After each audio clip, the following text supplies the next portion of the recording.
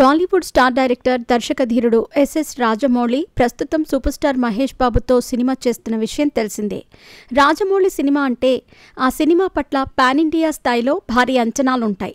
ఇటీవల రాజమౌళి దర్శకత్వంలో వచ్చిన RRR సినిమాకు ఏకంగా ఆస్కార్ అవార్డు కూడా రావడంతో ఈయన పేరు హాలీవుడ్ ఇండస్ట్రీలో కూడా మారుమోగిపోయింది. ఇక ప్రస్తుతం మహేష్ బాబుతో చేసే సినిమాపై హాలీవుడ్ ఇండస్ట్రీలో కూడా మంచి అంచనాలు ఏర్పడ్డాయి. అంతేకాకుండా ఈ సినిమా కోసం హాలీవుడ్ టెక్నీషియన్లు కూడా పనిచేయటం విశేషం.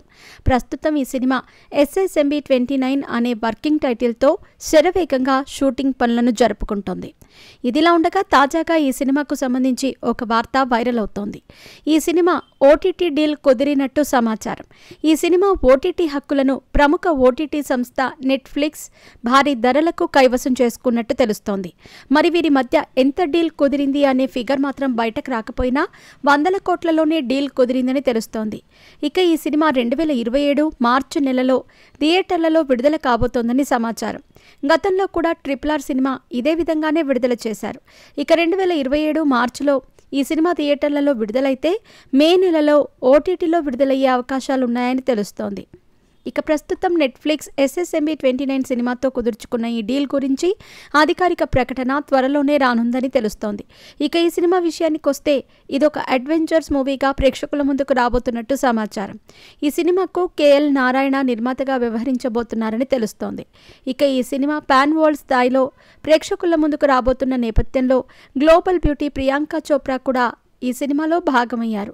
ఈమెతో పాటు ప్రముఖ నటుడు పృథ్వీరాజ్ సుకుమారన్ కూడా ఈ సినిమాలో నటిస్తున్న విషయం తెలిసిందే. ఇప్పటికే ఈ సినిమాకు సంబంధించి పలు షెడ్యూల్ చిత్రీకరణ పూర్తయింది. ప్రస్తుతం ఈ సినిమాకు సంబంధించి ఓ భారీ సెట్ను రామోజీ ఫిల్మ్ సిటీలో నిర్మిస్తున్నారని, దాదాపు ఈ సెట్ నిర్మాణం కోసమే 50 కోట్ల రూపాయల వరకు ఖర్చు చేస్తున్నట్టు ఇదివరకు వార్తలైతే వచ్చాయి.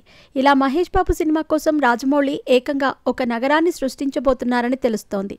అయితే ఇప్పటివరకు ఈ సినిమా నుంచి ఏ విధమైనటువంటి అప్డేట్స్ లేకపోవడంతో అభిమానులు ఎంతో నిరాశ వ్యక్తం చేస్తున్నారు. ఇక త్వరలో మహేష్ బాబు పుట్టినరోజు రాబోతున్న నేపథ్యంలో అప్పుడైనా ఈ సినిమాకు సంబంధించిన అప్డేట్ వస్తుందేమోనని ఎదురు చూస్తున్నారు.